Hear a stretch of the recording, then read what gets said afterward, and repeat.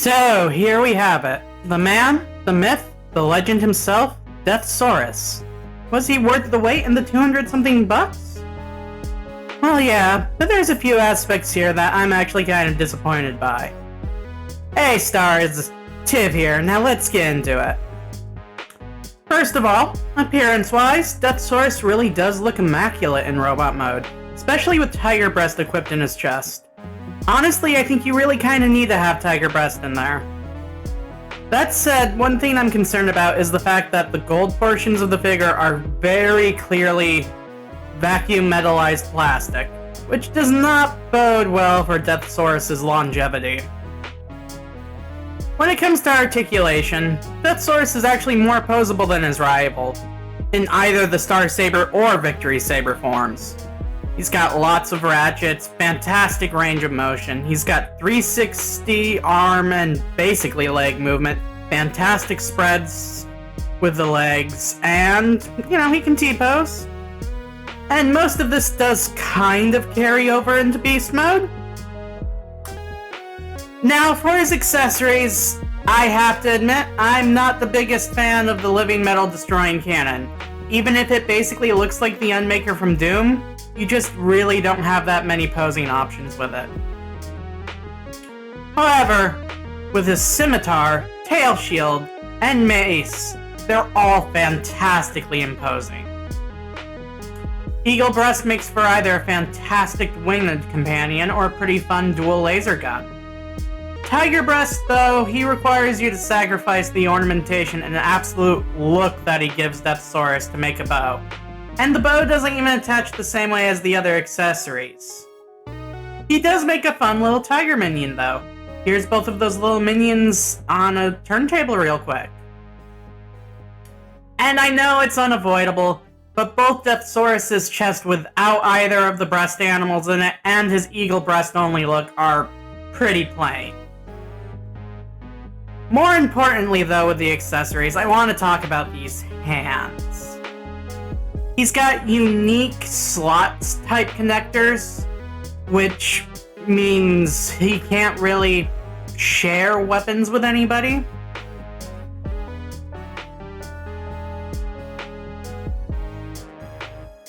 Like, more specifically, rather than using 5mm pegs like the rest of the Legacy toy line and his HasLab predecessor, Deathsaurus uses the sort of system you see in some masterpieces, in my experience, primary third-party ones,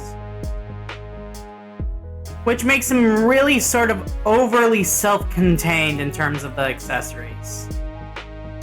He feels less like a mainline Deathsaurus, which is what I personally backed him for, and more like a not-quite masterpiece Deathsaurus, which is a bit of a letdown if I'm entirely honest. Some of the most fun I had with Victory Saber was the playability with other toys in the line. It just doesn't feel like that was a priority this time, when I would honestly argue that it really should have been. Though this does end up benefiting him in Beast Mode. Size-wise, he goes great with God Genrai, Victory Saber, and he dwarves Power of the Prime's leaders. But let's transform this boy.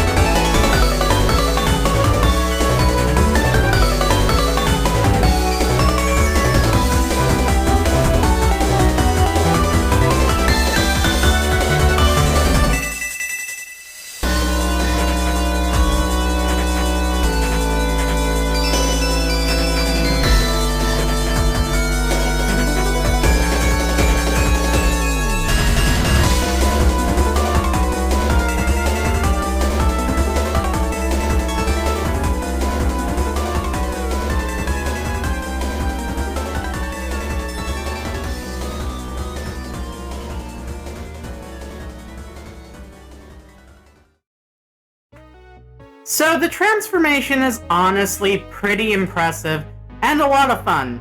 Never having handled the Generation 1 Deathsaurus, I can't really compare it to that, but it does sort of feel like this is one of those give the old toy modern engineering transformation schemes. And as for the alt mode itself, well yeah, from a certain point of view, it's kind of silly.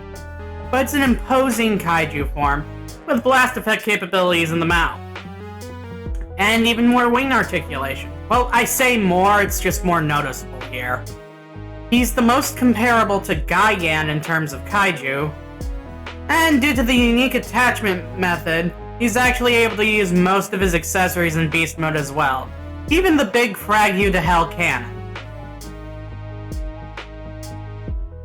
His throne really is a great display base though, especially given it lets you store most of his accessories right there on the back of it. The included Peepo and Boat or Micromasters, both in robot mode and vehicle mode, are some of the best Micromasters I've ever seen. If we had more toys like this in the Earthrise Micromaster line, I feel like we might have had a longer lasting size class there. Overall though, while I don't regret the purchase, I am honestly a little disappointed. If I had known the playability with mainline would be so limiting, I honestly may have just gone for one of MMC's takes on the character. I also kind of have to call into question on whether or not this really even needed to be a HasLab. Deathsaurus arguably has more appeal than Victory Saber himself does, and Hasbro had claimed that if it hadn't been the HasLab, they would have released it as a leader, but honestly, I'm getting the play value of about a commander class worth of that from him. And considering they're doing Magmatron next year, I just really have to call it into question. They really could have just released Deathsaurus as a commander class figure if you ask me. And maybe that would have been more playable with the main line too. So I do like him, but he is really not living up to the expectations that Victory Saber had set.